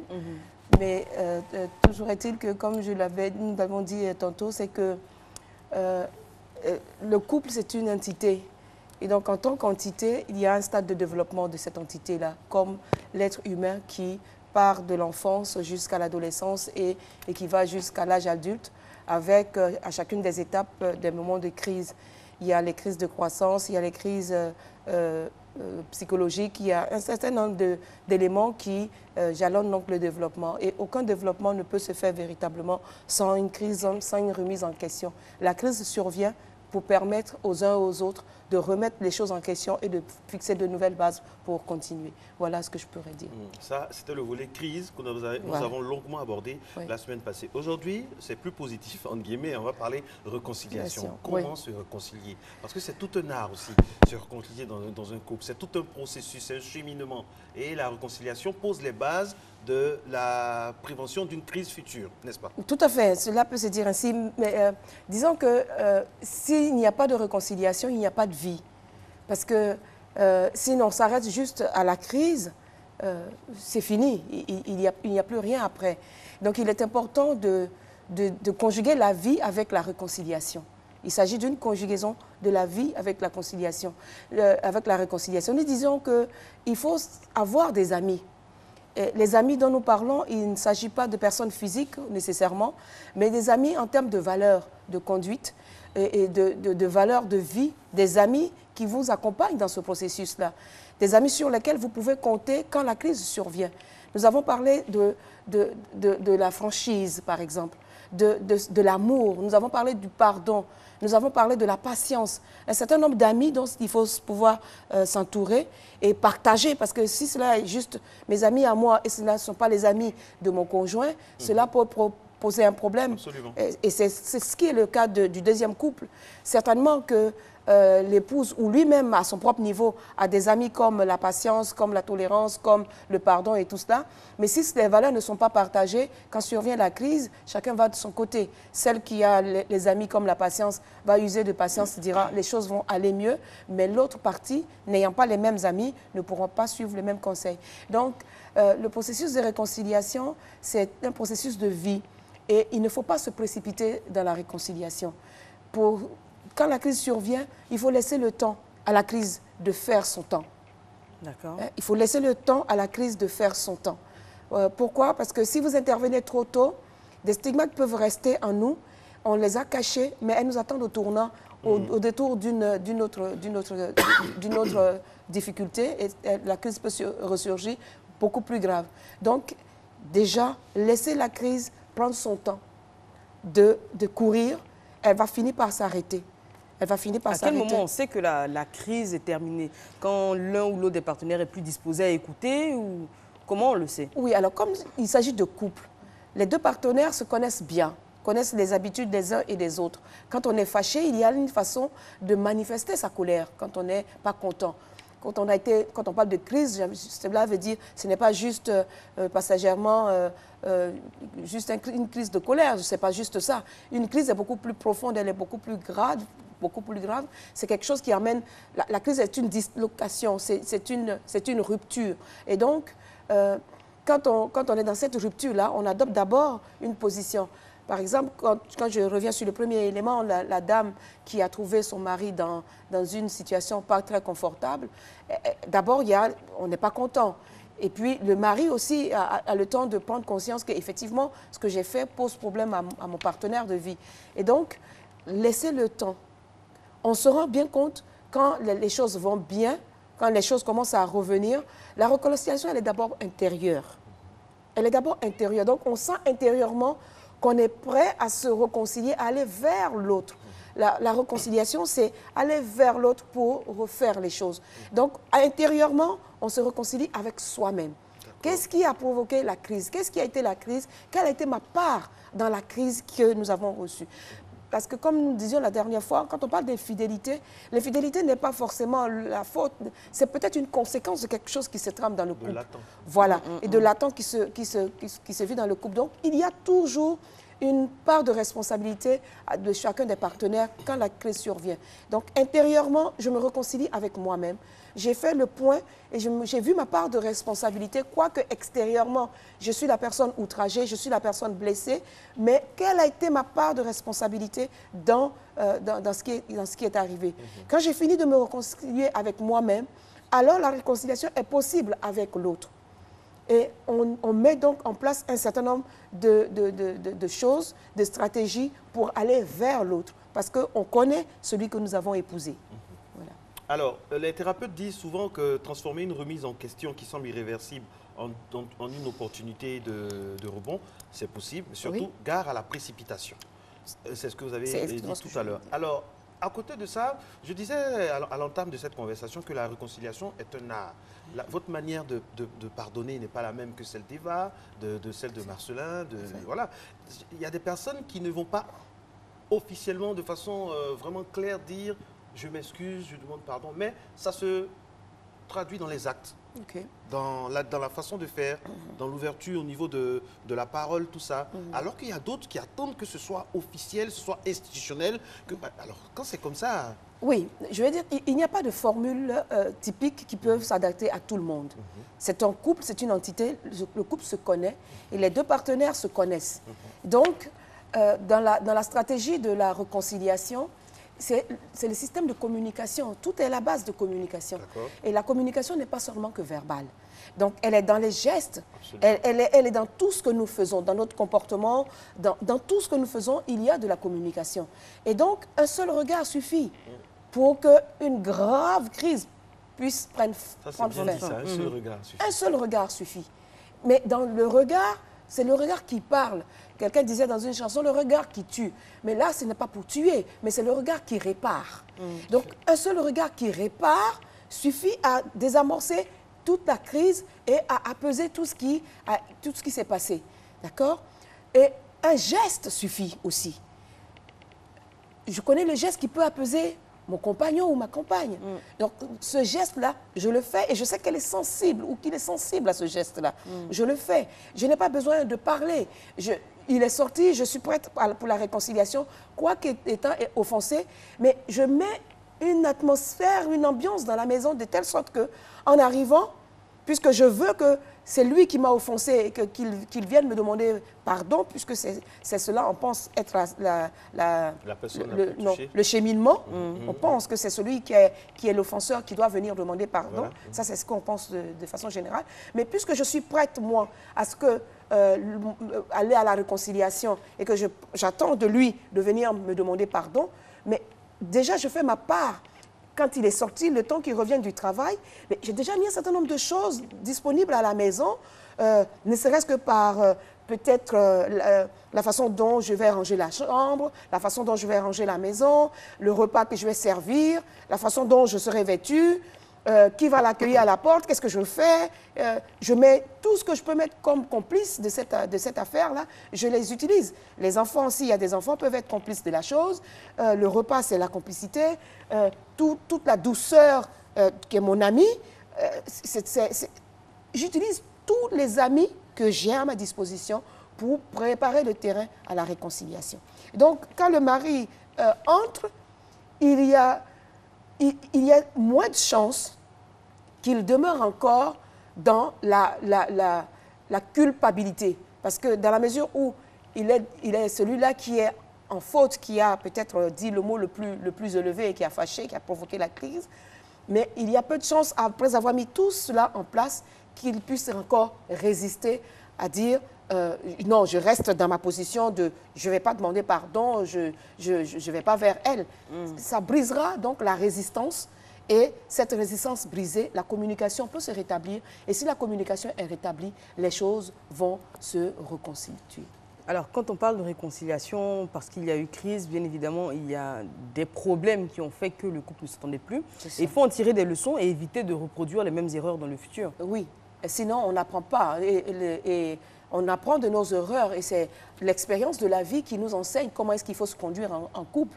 Il peut avoir un couple très homogène, très fusionnel au départ, mais s'ils n'apprennent pas véritablement les choses et si les crises ne surviennent pas comme au moment où il faut et autres et tout ça, et que les choses, on se dit non, on vient de se marier, donc on ne va pas faire non, non, non, et qu'on ne laisse pas le temps aux choses cachées d'exploser pour qu'on prenne de bons départs et de bonnes résolutions, mais cela peut compliquer la relation. Donc, ce qu'il y a lieu de faire dans un processus de réconciliation, comme nous disions tantôt, on pense que c'est celui qui est l'offenseur qui doit venir. Mais si vous voulez que la crise se règle, l'offensé doit prendre la décision. C'est plus facile à dire qu'à faire. C'est aussi facile à faire qu'à dire parce que c'est une question de réconciliation avec soi-même, comme nous disions. Si dans une crise, vous ne vous réconciliez pas avec vous-même, que vous ayez tort ou que vous ayez raison, la réconciliation avec l'autre ne se fera pas. On se pardonne plus difficilement qu'on ne pardonne à l'autre. Oui, mais c'est vrai qu'on n'est jamais tout blanc dans une affaire. Hein. Et nous disons on a des torts d'un côté de l'autre. Mais quand le tort on va dire dans le couple Maëva, Marco a un tort avéré, il le sait, il sait qu'il a tort, qu'il est allé trop loin. Oui. Je sais que je n'ai rien fait en l'occurrence. Oui. C'est beaucoup plus compliqué d'aller vers lui demander pardon ou d'engager la discussion. Parce qu'à ce moment-là, il y a notre orgueil aussi qui parle. Dans le sens, il m'a fait du mal, il ne vient même pas vers moi pour s'excuser. Oui. Je suis encore obligée de repartir vers lui. À ce moment-là, est-ce qu'il tient vraiment à moi? Ce n'est pas une obligation. D'ailleurs, la question est posée. Ce n'est pas une obligation et ce n'est pas une question de tenir ou ne pas tenir. Dans la situation de crise qui s'est passée, est-ce que je suis réconciliée avec moi-même de ce que j'ai entendu qui m'a frustrée, qui m'a blessée, qui a fait que je me suis révoltée et j'ai dit, bon, ça n'est assez, donc la crise est ouverte. Est-ce que moi-même, je suis remise de la chose? Parce que quand vous dites, il m'a insulté, je n'ai rien fait et tout cela, il a tort et tout, ok. Mais si la crise s'est installée, c'est parce que vous l'avez accueilli et vous l'avez accueilli mal. Et donc la crise s'est installée. Accueillir mal les injures, est-ce qu'on peut bien les accueillir? On peut. L'accueil est une chose et ce qu'on fait après l'accueil est une autre chose. C'est pourquoi je parle de réconciliation intérieure. Merci beaucoup. Le moi-je tue toute chose. Voilà, c'est ça. Le moi-je tue toute chose. Donc, est-ce que je suis réconciliée avec moi-même? Si je vois bien qu'il m'a été fait ceci, prenons un exemple simple. Ce qui fâche dans le couple et qui est dommage et qui est la chose la plus grave, c'est l'infidélité. Voici, Eva, si les têtes me le permettent ainsi, vous découvrez que votre compagnon vous a trompé. Marco vous a fait une grosse infidélité. Voilà. Je suis à sa disposition, à son service, je fais tout pour lui. Voilà. Et puis, il me fait une infidélité avec les grosse infidélité. Et qu'est-ce qui fait que cela devient une crise? C'est que vous vous dites, mais ce n'est pas possible. Avec tout ce que je mets à disposition de Marcelin, je ne comprends pas pourquoi il a pu aller faire ceci, il a pu faire cela. Et il a pu me dire, enfin, il m'a regardé, et puis il a dit, non, je préfère l'autre ou je préfère faire ça avec l'autre. Ou alors il a menti carrément, il a dit, non, je ne te trompe pas. Je te trompe pas, ou je ne fais rien. Et vous me regardez droit dans les yeux. Oui. Et donc, vous, à votre intérieur, qu'est-ce qui se passe? C'est un bouleversement intérieur de ce que vous avez mis votre confiance en quelqu'un. Et voilà comment les choses se passent. Vous remettez en cause. Est-ce que ce que j'ai donné était suffisant? Est-ce que la façon dont j'ai donné était suffisante? Est-ce que c'était de cette façon? Est-ce qu'à la vérité, c'est ce que je devrais faire? Est-ce qu'à la vérité, c'est ce que je suis? Ce qu'il a dit de moi, est-ce que c'est ce que je suis? C'est de là que vient la première réparation et la première réconciliation. Parce que généralement, dans une crise, les choses qu'on vous dit ne sont pas étrangères à ce que vous êtes dans la vérité. C'est pour ça qu'elles font mal. Sinon, quand on dit de vous quelque chose qui n'est pas de vous et qui ne vous touche en rien, qui ne vous concerne pas, vous encaissez et puis après réflexion, vous dites, mais il ne s'agit pas de moi. Mais mon chéri, tu t'es trompé. Ça, il ne s'agit pas de moi. Je ne me reconnais pas dedans. Je ne me reconnais pas dedans. Donc, mon ami, tu es fâché pour rien. Allons-y, faisons ceci, faisons cela. Et la crise est désamorcée. Combien de femmes qui ont cette dose psychologique-là? La dose psychologique, c'est dans la culture, dans l'éducation que nous recevons. Aucun couple ne se forme de façon spontanée. Ce ne sont pas des champignons, un couple. C'est tout un apprentissage, c'est toute une préparation pour aller à la décision de ce que j'ai choisi Marco, de vivre avec lui pour la vie. C'est un partenaire de vie. Nous disons que le couple, c'est du partenariat pour la vie et non pas pour un temps. Pas pour une petite dispute, non, des c'est un partenariat pour la vie. Et donc, ce n'est pas quelque chose à prendre à la légère. Voilà. Donc, nous revenons donc déjà au départ de la formation de ce couple-là. Voilà. Alors, qu'est-ce que vous pensez de cette bonne vieille méthode, je veux dire, qui consiste surtout les hommes, ce sont les hommes qui aiment beaucoup ça, quand il y a le conflit, ils préfèrent se retirer, partir de la maison, prendre un pot, entre guillemets, on en a parlé plusieurs fois ici. Est-ce que psychologiquement, c'est bien fait? C'est pour désamorcer ce qui se passe. Comme je dis, laisser le temps à la crise de se faire. Si l'un des deux partenaires choisit de s'éloigner un moment, c'est pour que la crise qui a éclaté puisse prendre le temps de s'infuser en chacun et que après, quand elle est bien infusée, alors on peut commencer à amorcer la réconciliation. Ça prend combien de temps? Il y a des couples, par exemple, qui disent que... Eva, par exemple, elle sera d'accord avec moi. Il y a des couples, au-delà de 3 jours, ne peuvent pas rester 3 jours sans se parler ou bien 3 jours en crise. Vous qui êtes la spécialiste, si on devait quantifier combien de jours, à partir de combien de jours, combien de mois, combien d'années, ça devient critique? Alors, pardon, mais pour ajouter à ce que Marco dit, il y a des couples même qui ne supportent pas de se coucher fâchés. Donc quand il y a la crise, avant de dormir, ils sont obligés de la désamorcer. Il y en a aussi qui supportent très bien et qui ne se parlent pas pendant une semaine dans la maison. Ou peut-être pendant même un an. Alors, pendant même un an. Et on cohabite, on n'est plus en couple, on est de la cohabitation. Alors, est-ce que je vais en couple pour une cohabitation ou je vais en couple... Colocation. Encore quand on parle de location, la manière pécuniaire intervient. Donc, c'est une cohabitation. Qui paye, on ne sait pas, mais vous habitez ensemble, mais vous ne partagez pas. Un couple, ce n'est pas de la cohabitation. C'est un couple, c'est une entité. Dès l'instant où, et c'est à juste titre d'ailleurs qu'on dit qu'on devient un, d'accord? Et donc, si on est un, il n'est pas possible que l'autre moitié soit ailleurs qu'avec moi.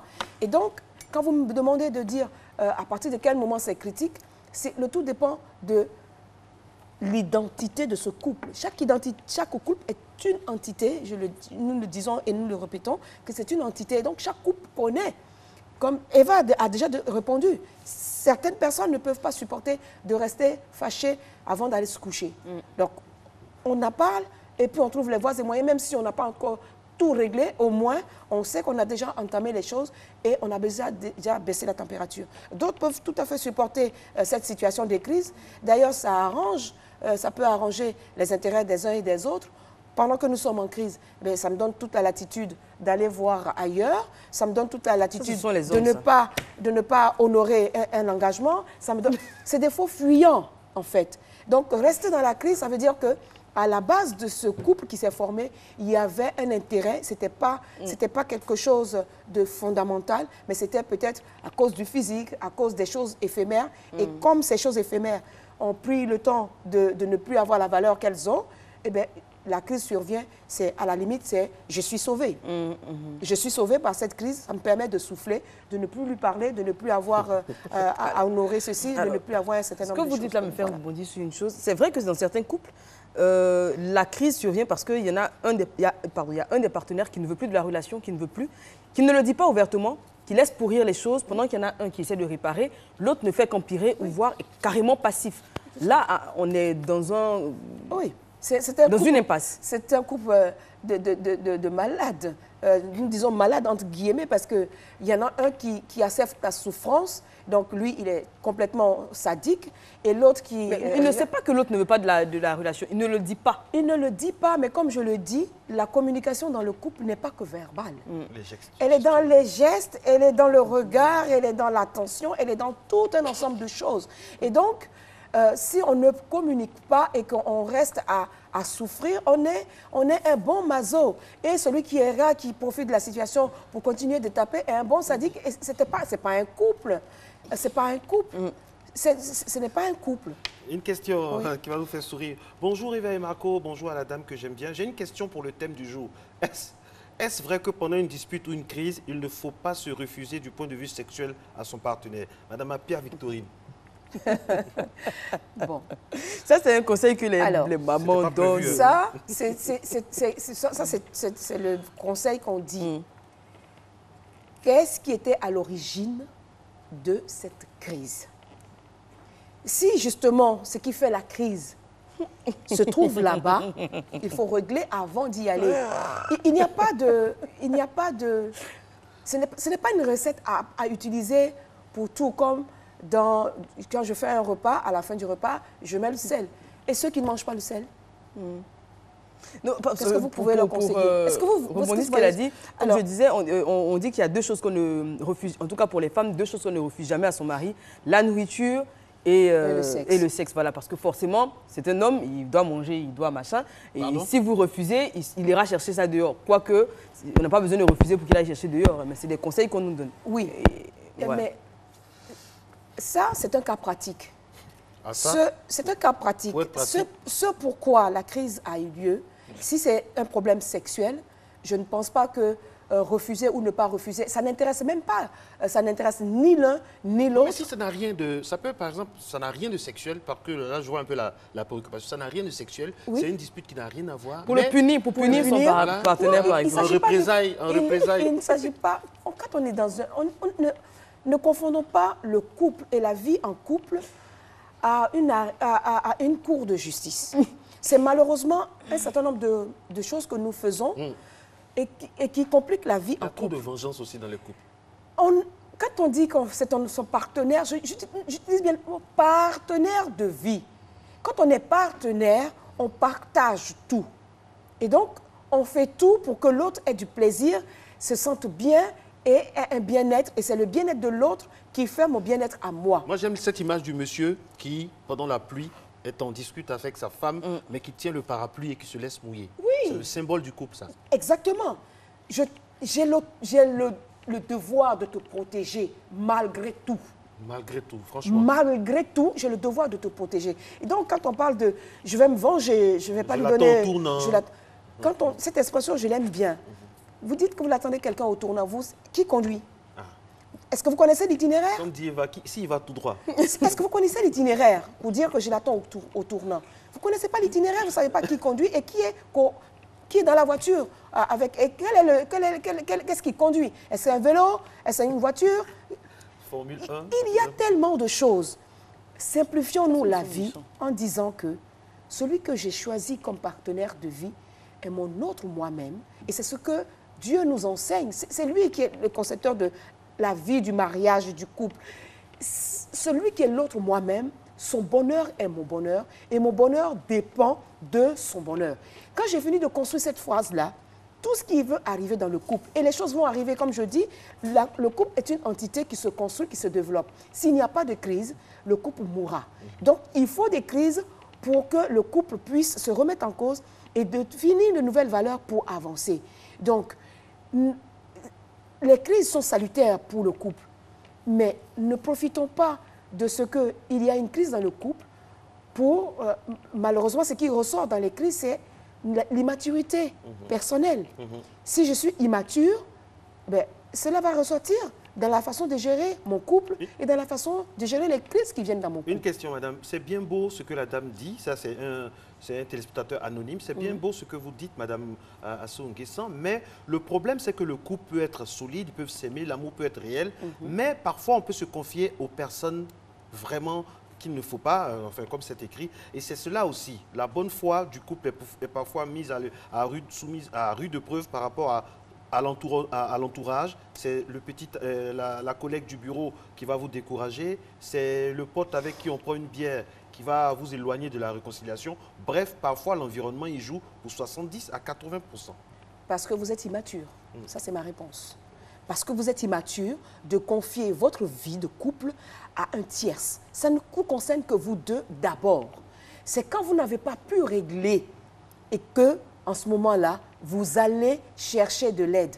Dans le couple, il faut que vous vous entouriez d'amis. Et les amis dont nous parlons, il ne s'agit pas de celui avec qui je vais prendre la bière. Il s'agit de la tempérance, il s'agit de l'amour, il s'agit de la patience, il s'agit de la bonne communication, de la tolérance. Ce sont ces amis-là dont nous parlons.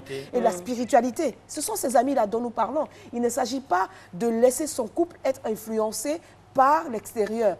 Si vous laissez votre couple être influencé, vous n'êtes plus en couple, vous êtes dans un triangle. Et le triangle, si ce ne sont pas les enfants qui forment la troisième partie de votre de votre maison, étant Dieu, le couple, les enfants, c'est ça le triangle de la famille. Si ce n'est pas Dieu, vous, le couple et les enfants, et que ce sont vos amis que vous mettez à la place soit de Dieu, soit de vos enfants, ou même de votre conjoint, parce que vous faites la séparation et vous vous dites, moi j'étais amie à telle personne avant, donc ma femme ou mon ami, mon époux ne peut pas venir me séparer d'un tel ou de machin et tout cela, et que vous avez une autre personne dans votre couple, au milieu de vous, vous n'êtes pas en couple. Allez revoir votre système, votre maturité personnelle, allez revoir avant de revenir en couple. Il y a M. Ouattara qui pose la question suivante. Bonjour à toute l'équipe de Matin Bonheur. Comment gérer un conflit en couple lorsque la femme se comporte comme la chef de famille? C'est très compliqué. Vraiment, aidez-moi. Alors, d'abord, il faut redéfinir les rôles dans la famille. Dans le couple, il est dit qu'il y a l'homme et la femme qui forment le couple. En Côte d'Ivoire, et je pense que c'est partout et c'est universel, l'homme est le chef de la famille.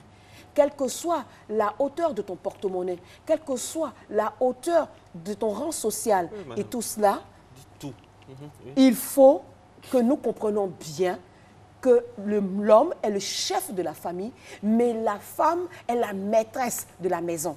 Ce sont deux rôles sociaux bien définis. Si on n'a pas compris cela, le couple ne peut pas marcher et la famille va à sa perte. Là, dans le cas d'espèce, là. Dans le cas d'espèce, je pense que quand madame joue le rôle de chef, elle veut tout gérer, elle veut tout diriger. Enfin, tout gérer, tout diriger, c'est son rôle parce qu'en tant que maîtresse de maison, elle doit tout coordonner, elle doit avoir l'œil sur tout. Mais il ne s'agit pas en termes de dictature pour imposer ce qu'on veut. On ne prend pas de décision pour la famille sans concertation. On est deux. Je ne sais pas comment je devrais expliquer cela. S'il y a un problème, alors s'il a accepté que sa femme, parce que si cela, c'est au départ, avant d'aller au couple, on a déjà aperçu de loin venir le caractère dominateur, le caractère égoïste de la personne qui est en face. Est-ce que cela me convient pour partenaire de vie? Si je n'ai pas pu régler ça, ça veut dire que quelque part, j'ai une dose suffisamment élevée de masochisme en moi et de dire que, ok, je sais qu'elle est comme ça et tout cela, bon, ça va changer. Les choses ne changent pas comme ça quand on n'a pas de l'aide. Et donc, c'est une situation difficile. Il faut chercher l'aide appropriée pour que les choses soient rétablies et que celle qui joue qui n'est pas dans son rôle social puisse comprendre que son rôle social, c'est ceci et que ce rôle social implique tel comportement. Et vice-versa pour l'autre, pour qu'il le reprenne. Peut-être parce que si j'ai l'habitude de prendre toutes les décisions pour le couple, du jour au lendemain, les choses ne peuvent pas changer. Si c'est moi qui apporte, c'est moi qui prends les décisions, non, non, ma chérie, vas-y. Non, non, non, ma chérie, vas-y. Tant que c'est comme ça, ma chérie, vas-y, à un moment donné, vous donnez plus de poids à la chérie. Et au lieu de ma chérie, vas-y, c'est ma chérie est déjà partie. Alors, j'ai retenu quelque chose de très important. Quand on est en couple, hein, selon ce que vous dites. Les meilleurs amis, le meilleur pote. Franchement, l'intensité doit baisser au profit de votre couple. C'est ça. Oui. Parce que quand il y a une brèche, quand on se confie trop dehors, ça joue indubitablement sur notre couple. Alors qu'il y a des personnes qui sont très attachées. Oui, on a galéré ensemble. C'est ma meilleure amie, c'est ma jumelle, mais c'est mon jumeau. On a toujours... Et des fois, ça fragilise le couple et on ne s'en rend pas compte. Oui, il faut de l'aide pour que la personne comprenne que je suis avec l'autre dans une relation d'amitié, mais je suis avec tel autre dans une relation à vie. Ouais, d'accord? C'est différent. C'est différent. Deux itinéraires très opposés. Pas opposés. Les amis physiques que nous avons peuvent être des aides. D'accord? Quand je parle d'aide, quand je ne connais pas une recette, par exemple, et que je sais que mon ami le fait bien, ben, je lui demande la recette. D'accord? La stratégie pour utiliser au mieux les relations que nous avons autour de nous, c'est j'ai un problème dans mon couple. Quand je viens parler à mon ami, je ne dis pas, tu sais, le salaud, là, il m'a fait ceci, ou bien la salope, elle m'a fait ceci, parce que c'est comme ça qu'on désigne les uns et les autres quand on est fâché, au moment de la crise. Mais je viens, je dirais, Tu sais, j'ai ma voisine qui est venue me raconter une histoire, mais je voudrais la partager avec toi. Et je raconte ce que je vis pour que tu me donnes la réponse, mais ça n'a rien à voir avec moi. Mais la personne n'est pas dupe. Oui, et puis si c'est vraiment votre amie, elle vous connaît plus ou moins, elle saura que c'est un mytho. Mais justement, une amie, aussi amie qu'elle puisse être, ne peut pas vous connaître mieux que vous-même. Et vous pouvez utiliser à bon escient les amis que vous avez. Si vous voulez dire quelque chose à votre amie, sans qu'elle ne sache que cela vient de votre couple, si vous allez raconter l'histoire en disant « Oui, ma voisine vient de me dire ceci » et vous êtes plus affligé, que vous n'êtes pas en termes de reportage, mais vous êtes affligé, elle va se poser des questions. Donc, comme je dis, pour mieux utiliser nos amis, il faut pouvoir les mettre dans le rôle de conseiller et non pas dans le rôle de personnes qui doivent venir interférer à tout moment dans ce que nous vivons dans le couple. C'est la meilleure façon. Très bien. Nous sommes pratiquement au terme de notre entretien. Il est 7h26, Marco. Vous avez encore une question pour non, allez-y, je vous donne docteur, ou on vous laisse... Vous êtes très passionné. Oui, c'est un thème qui me parle, on dira, qui me touche, pas parce que je suis en crise ou quoi que ce soit, du tout. Ah mais bon, j'aime bien... Vous n'êtes pas en crise, non? Ah, du tout. Le couple Maëva se porte super bien. Et puis, voilà. Pour tous ceux qui traversent une situation difficile en ce moment dans leur couple, déjà, on est de tout cœur avec eux. J'espère que vous avez bien pris note de tout ce qui a été dit par le docteur aujourd'hui. Séance de rattrapage, même d'ailleurs, à partir de 14h30 sur RTI 1 pour la rediffusion. Et puis, vous pourrez retrouver l'émission dans son entièreté sur la page Facebook, le compte YouTube de la RTI. Docteur, pour récapituler. Alors, pour récapituler, ça va prendre du temps, mais juste dire que la réconciliation, la crise survient dans un couple parce c'est un moyen de développement, de reconstruire le couple. C'est salutaire, avoir des crises dans le couple. Pardon, mais nous disons... Comment j'ai retenu, vous me direz si c'est faux, la crise, en fait, est la conséquence d'un problème dans le couple. Ce n'est pas la crise le problème, c'est la conséquence d'un problème. La conséquence de ce qui se vit dans le couple et donc qui permettent donc au couple de s'asseoir et de faire le point et repartir sur de nouvelles bases. Nous disons que, quel que soit le motif de la crise, il faut pouvoir prendre sur soi et dire, même si je suis l'offensé, je me réconcilie avec moi-même et j'amorce la réconciliation. Mais je ne dis pas, sauf les cas de violence extrême. Parce que quand il y a la violence extrême, la meilleure façon de se réconcilier, c'est d'abord se poser, s'éloigner et réfléchir à la chose. Donc, oui, on est en crise, mais on n'est pas des ennemis. On reste avant tout un couple. Et avant le couple, on était des amis, souvenons-nous-en, et que nos enfants n'en pâtissent pas de ce que le couple est en crise. Je rappelle qu'en Côte d'Ivoire, le chef de famille, c'est partagé, hein, c'est l'homme et la femme sont le chef de famille. Mais, ça, c'est ce que dit la loi. Oui, ça, c'est ce que dit la loi. Mais Dieu dit... Bon. Ok. Merci beaucoup à vous, Madame Bernadette Assou-Nguessan. En définitive, il faut retenir, mesdames et messieurs, qu'il faut temporiser les décisions, faire du temps un allié. Je parle sous le couvert de Madame Nguessan. Clarifier son intention, choisir ses confidents et comment se confier et se méfier du tout dit, sans oublier ce qui est le plus important, se soutenir mutuellement. On a été très heureux d'être en votre compagnie et d'être s'abreuver à la source du savoir de notre consultante du mercredi. On se retrouve avec beaucoup de plaisir avec ce couple qui ne faiblit jamais. Qui ne connaît pas de crise. Ok, allez, top là. Affaire à suivre. À demain. Il faut qu'on ait un check d'ailleurs. Hein.